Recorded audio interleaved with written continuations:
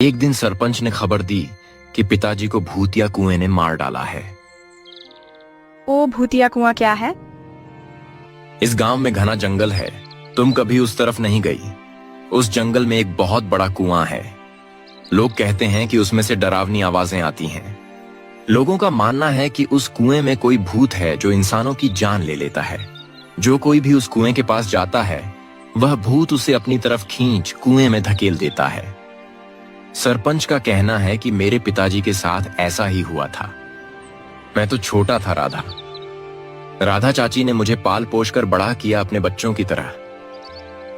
उस सरपंच और जमींदार को एक बच्चे पर भी दया नहीं आई। कम से कम एक खेत तो वापस कर सकते थे। वो बहुत लालची इंसान है। थोड़ी थोड़ी करके गांव वालों की सारी जमीन उसने हड़प ली। वह चाहता है कि गांव वाले हमेशा उसके आगे हाथ फैलाएं। खैर, मैं आज ही जमींदार के पास जाता हूं और उससे खेत खरीद लेता हूं। इतना धन तो है कि एक खेत आ जाएगा। किशन जमींदार के घर जाता है।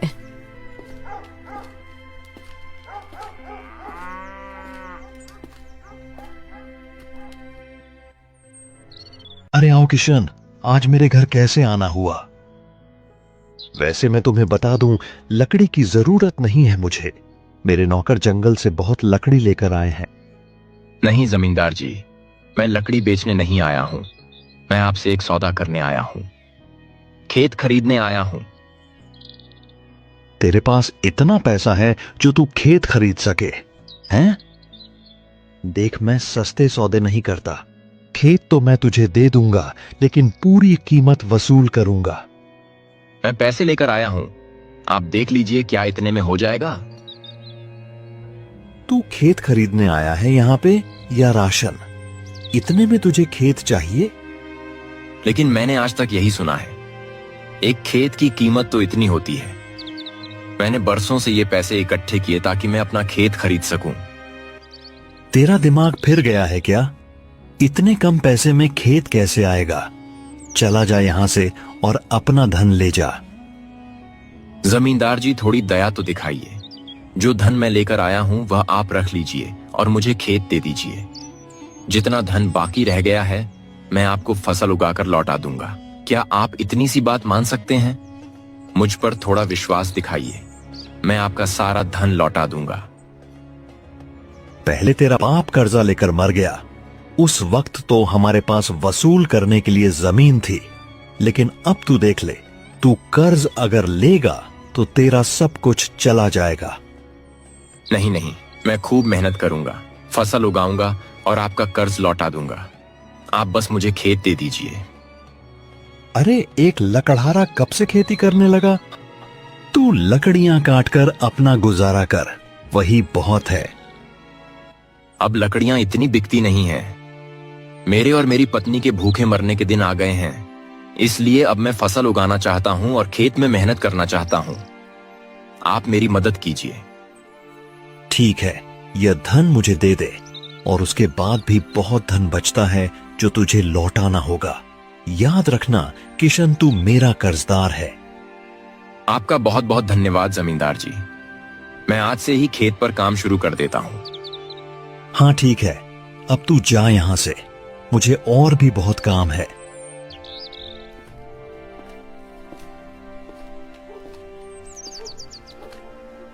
किशन खुशी खुशी घर पहुंचता है। तारा, बहुत बहुत मुबारक हो। किस बात की मुबारकबाद दे रहे हैं आप? क्या आपका काम बन गया? हाँ, तारा, जमींदार मान गया। क्या उन पैसों में आपने खेत खरीद लिया? क्या वो पैसे पूरे थे? नहीं तारा, वो पैसे पूरे नहीं थे, लेकिन मैंने जमींदार को किसी तरीके से मना लिया। अब हम जमींदार के कर्जदार हैं, लेकिन मैंने सोच लिया है, फसल उगा के वो कर्जा तो मैं यूं चुका दूंगा और वो खेत भी हमारा हो जाएगा। पता नहीं क्यों, लेकिन मुझे जमींदार पर बिल्कुल भी विश्वास नहीं। कहीं ये उसकी कोई चाल तो नहीं? अरे तुम बहुत सोच रही हो तारा, ऐसा कुछ भी नहीं है। वो क्या ही चाल चलेगा भला। आधे पैसे तो वो ले चुका है और बाकी के मैं उसे लौटा दूंगा। सीधी बात तो है, इसमें क्या सोचना। अगर आप कहते हैं तो मैं मान लेती हूँ, लेकिन मुझे अभी भी उस पर विश्वास नहीं है। चलो ठीक है, तुम घर का काम देखो, मैं खेत जा रहा हूं। मैंने कुछ बीज बचा के रखे हैं, गेहूं की फसल उगाऊंगा। किशन खेत में चला जाता है और खूब मेहनत करने लगता है। अब खरपतवार तो मैंने हटा दी।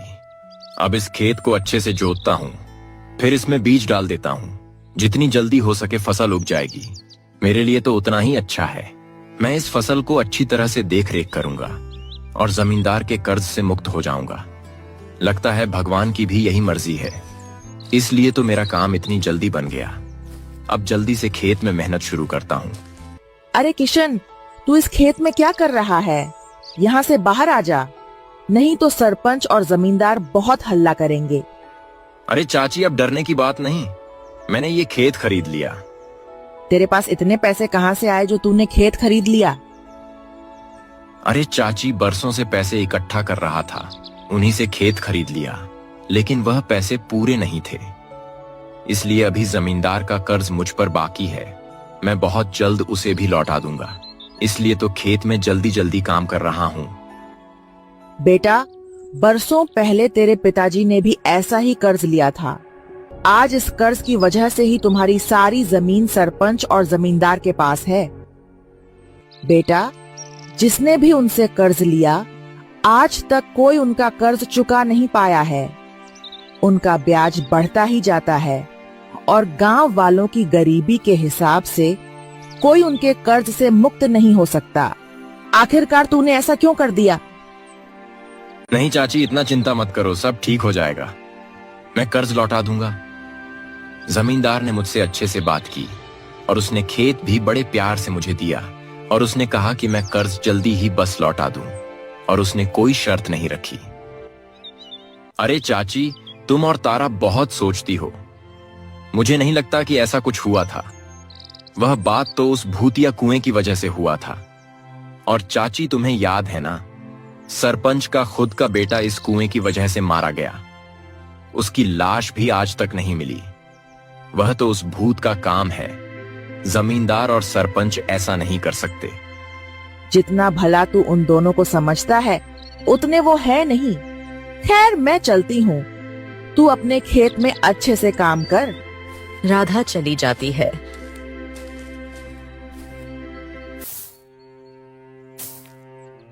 और किशन खेत में गेहूं के बीज डाल देता है। अब मैंने बीज तो डाल दिए हैं और मिट्टी अच्छे से मुलायम भी की है। अब घर की तरफ चलता हूं। मेरी फसल अच्छे से उग जाएगी और सब बढ़िया होगा।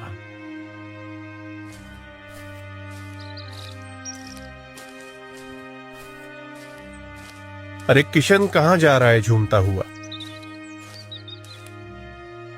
अरे सरपंच जी प्रणाम।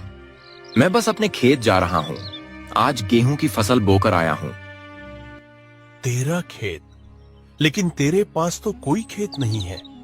तेरी सारी जमीन तो मेरे और जमींदार के पास है। तू किस खेत की बात कर रहा है? मैंने जमींदार जी से खेत खरीदा है, बस उसी में फसल लगाऊंगा। तेरे पास इतना धन कैसे आया जो तूने खेत खरीद लिया? सालों से कुछ धन इकट्ठा किया था सरपंच जी, लेकिन वो धन पूरा नहीं था।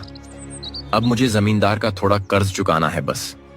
उसके बाद वो खेत मेरा हो जाएगा।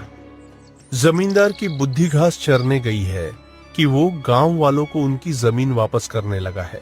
उसकी तो खबर लेनी पड़ेगी। वो ऐसा कैसे कर सकता है? अरे सरपंच जी, क्या सोच रहे हैं?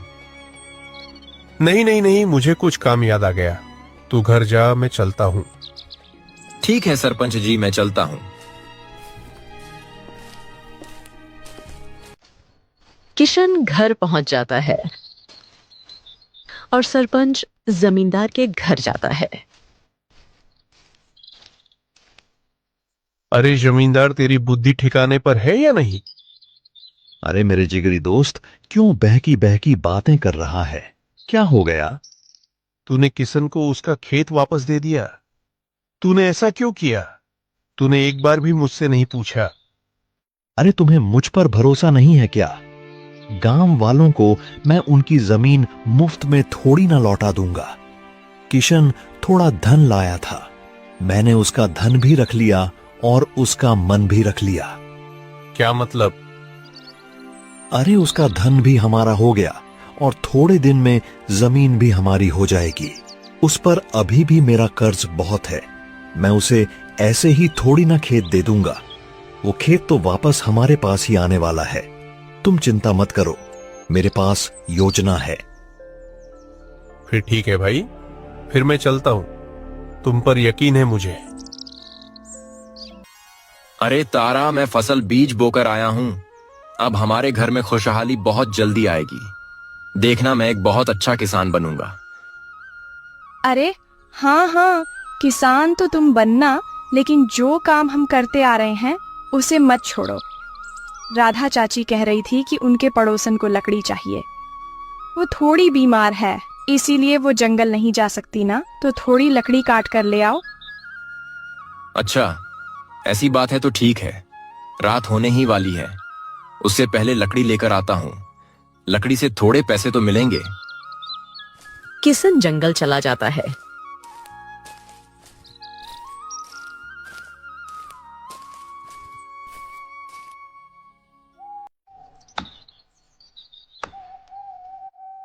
जब भी इस रास्ते से गुजरता हूं, पिताजी की बहुत याद आती है। सबको लगता है मैं पिताजी को भूल गया, लेकिन मुझे आज भी उनकी बहुत याद आती है। वो मुझे बहुत प्यार करते थे। अब तो गांव वाले उनके बारे में भूल ही चुके हैं, लेकिन मैं कभी नहीं भूल सकता।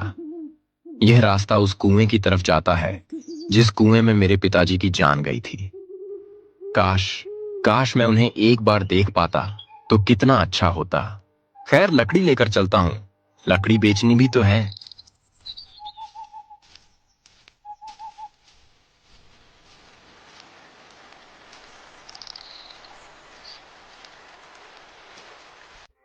लकड़ी राधा चाची के घर ही रख देता हूं। अब वो खुद ही अपने पड़ोसन को दे देंगी।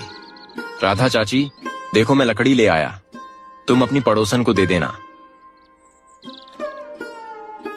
अरे किशन, अपने पैसे भी लेकर जा, उसने पहले से ही मुझे देकर रखे थे। तुम्हारा भला हो चाची, अब थोड़ा सा अनाज तो इसमें भी आ जाएगा। हाँ हाँ, तुम फिक्र मत करो। ठीक है, अब मैं घर की तरफ चलता हूं।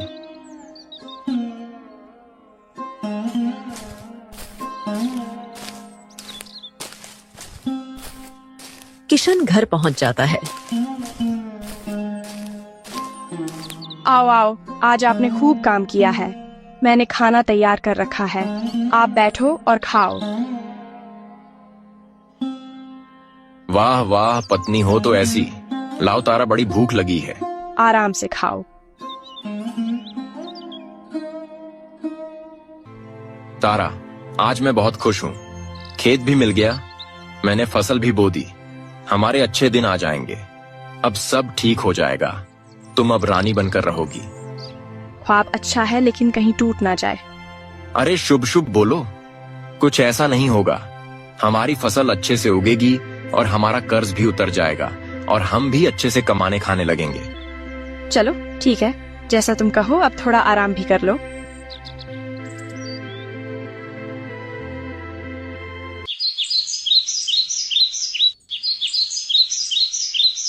कुछ दिन बीतते हैं और किशन के खेत में फसल लहराने लगती है।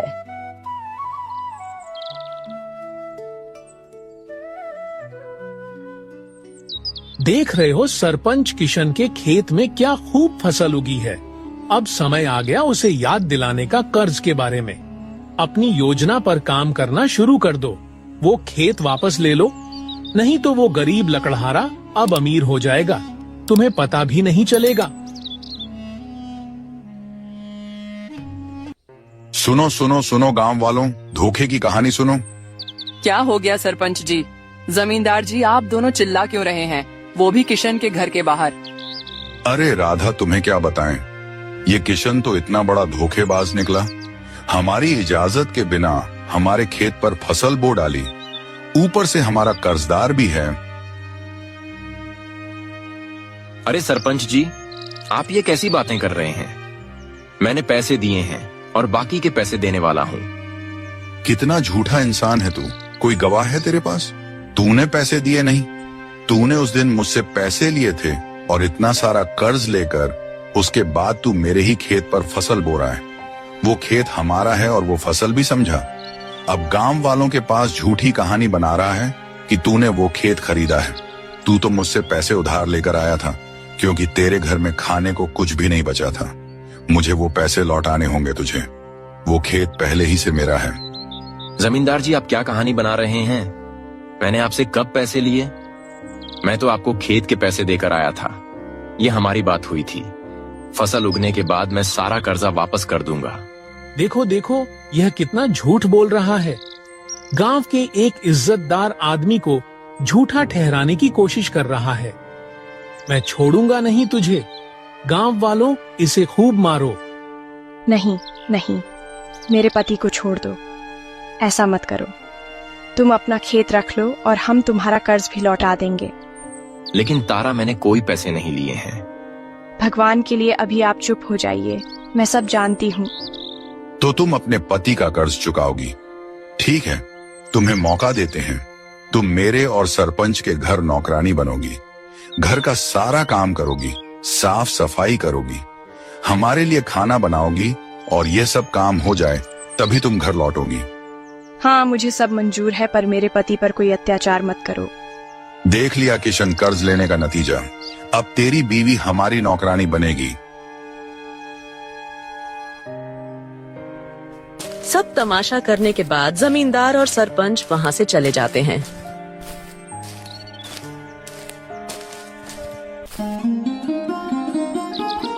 आप उठिए और घर के अंदर चलिए। बहुत तमाशा हो गया। गांव वालों, तुम सब भी अपने घर जाओ।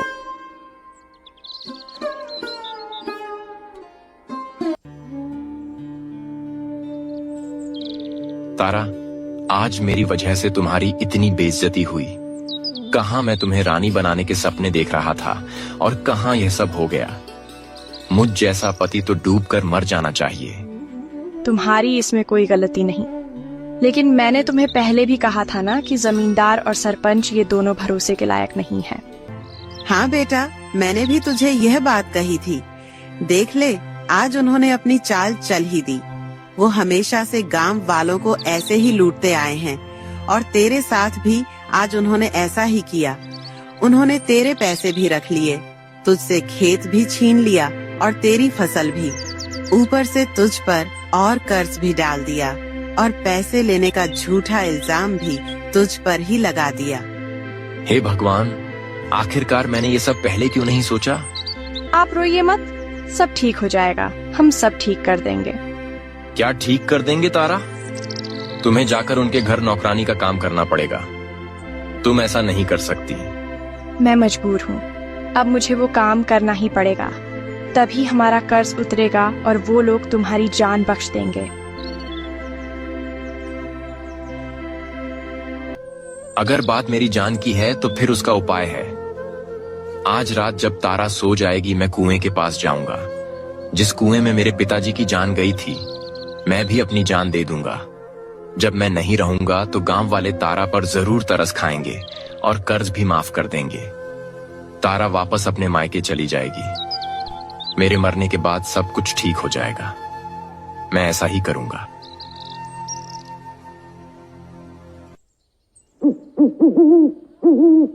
रात होती है। तारा के सोते ही किशन कुएं की तरफ चला जाता है।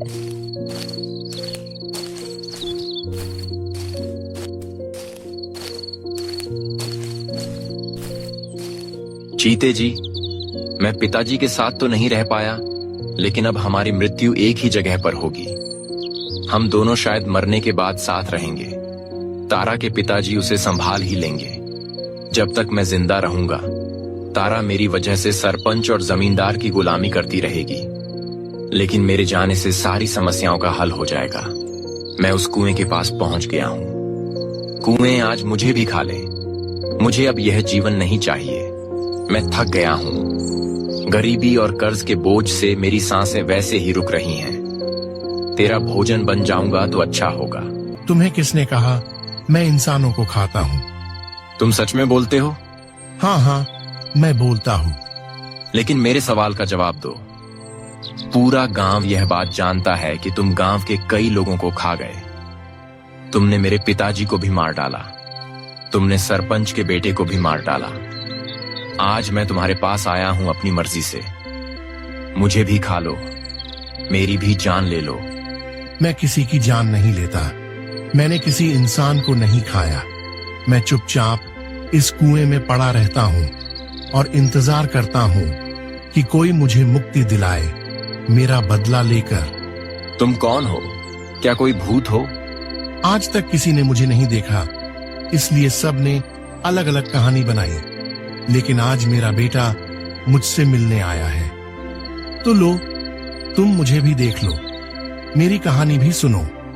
बेटा? कौन सा बेटा? तुम क्या बात कर रहे हो? और तुम तो एक परिंदे हो। क्या तुम्हारे अंदर कोई भूत है? बेटा किशन, मैं तुम्हारा पिता हूं। ये कैसे हो सकता है? तुम तो एक परिंदे हो।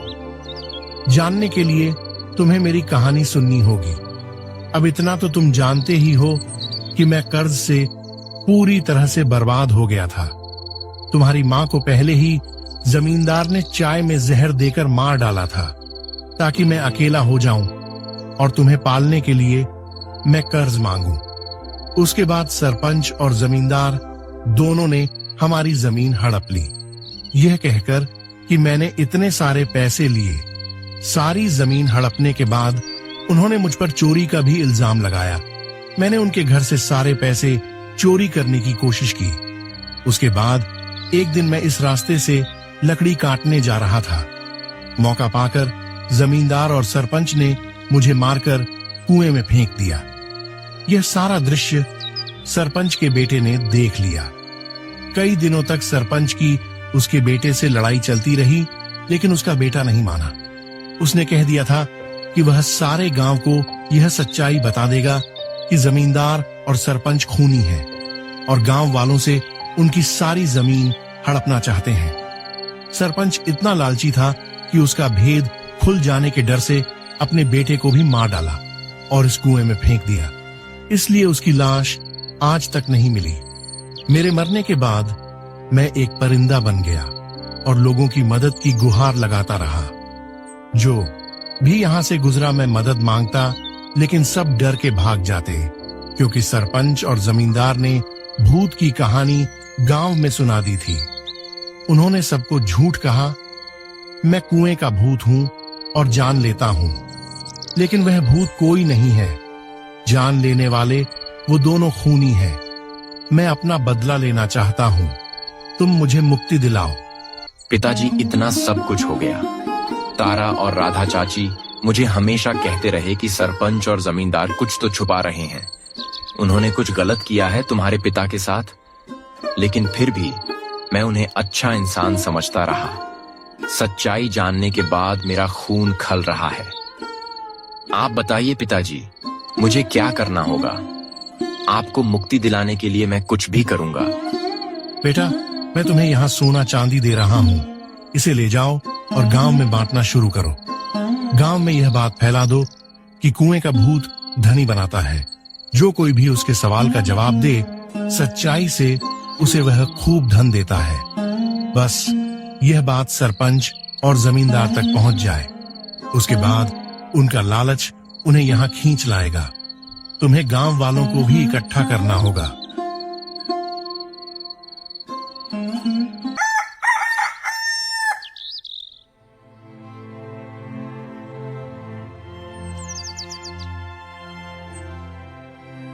किशन पूरे गांव में बात फैला देता है और जमींदार और सरपंच को भी कुएं वाली बात पता चल जाती है। जमींदार, हमें आज रात ही कुएं के पास जाना होगा। वहां से धन इकट्ठा करके लाना होगा। सुना है वहां सोने के भंडार हैं। बस सिर्फ कुएं के सवाल का जवाब ही तो देना है। क्या तुम्हें लगता है कि किशन सच बोल रहा है? और क्या लकड़हारे के पास इतना सोना कैसे आया? हाँ, वो सारे गांव में बांट रहा है। तो ठीक है, बस रात होने वाली है। आज ही हम कुएं के पास जाएंगे और कुएं में जो जिन्न है उससे कह देंगे कि हम सारा धन हमें ही दे दें, गांव वालों को कुछ ना दे। किशन, तुम्हारी योजना कामयाब हो गई। रात होते ही सरपंच और जमींदार कुएं के पास जाने वाले हैं। तो हम एक काम करते हैं, गांव वालों को बता देते हैं और कुएं के पास इकट्ठा होने के लिए कह देते हैं। आज इन दोनों की असलियत सब देखेंगे। जब से किशन ने मुझे सब सच बताया है, तब से मेरी नफरत उन दोनों के लिए और भी बढ़ गई है। मैं पूरे गांव में यह बात फैला देता हूँ कि आज रात को कुएं के पास इकट्ठा होना है। मुझे अनाथ करने वालों को आज सजा मिलकर रहेगी। कुएं अपना सवाल पूछ और धनवान बना। हाँ हाँ जरूर, लेकिन सवाल थोड़ा मुश्किल है और अगर तुमने सही जवाब नहीं दिया तो मैं तुम्हें खा जाऊंगा। हाँ हाँ, पूछो पूछो, झूठ क्यों कहेंगे? तुम तो हमें धन देने वाले हो। सालों पहले एक लकड़हारे को तुमने यहाँ मारकर फेंका था। अरे तुमसे क्या छुपाना, ये बात सच है। हमें उसकी जमीन चाहिए थी, इसलिए हमने षड्यंत्र रचा, उसे फंसाया और उसके बाद उसे मारकर इस कुएं में फेंक दिया।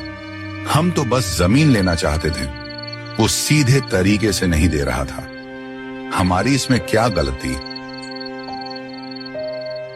सुन लो गांव वालों, दो खूनी आज अपना गुनाह कबूल कर रहे हैं।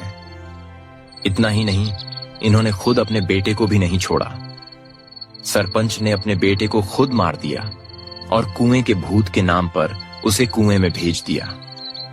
जिसकी आवाज कुएं से आती है वह कोई और नहीं, मेरे पिता हैं।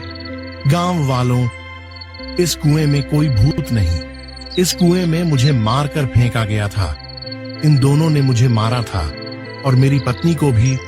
तुम सबकी जमीन इन लोगों ने धोखे से छीन ली और तुम्हें कर्ज के जाल में फंसा लिया। मेरे बेटे के साथ भी यही करने वाले थे, लेकिन मैं ऐसा नहीं होने दूंगा। अब इन दोनों को मुझे सजा देनी होगी। यह दोनों ना तो जीने के लायक हैं और ना ही माफी के। इनकी सजा यही है कि इसी कुएं में इन्हें भी धकेल दिया जाए और हम गांव वालों का यही फैसला है। आज मेरे पिताजी को मुक्ति मिलेगी और सभी गांव वालों को भी। तुम जैसे दुष्ट लोगों को मारकर हमें पाप नहीं लगेगा। अगर तुमने यही तय किया है तो फिर इसके गंदे खून से अपने हाथ मत रंगो। ये काम मैं ही कर दूंगा, मुझे मुक्ति भी मिल जाएगी। लेकिन उससे पहले मैं पूरे गांव वालों को धनवान बनाना चाहता हूँ। इस कुएं की आसपास की जमीन तुम लोग जब खोदोगे तो यहाँ तुम्हें भर भर कर सोना मिलेगा, जिससे तुम सभी लोग धनी हो जाओगे। और मेरे बेटे किशन का हमेशा ख्याल रखना। अब मैं चलता हूँ। परिंदा सरपंच और जमींदार को कुएं की तरफ खींचता है और कुएं में गिरा देता है। गांव वाले कुएं के आसपास की जमीन खोदते हैं और सबको खूब धन मिलता है।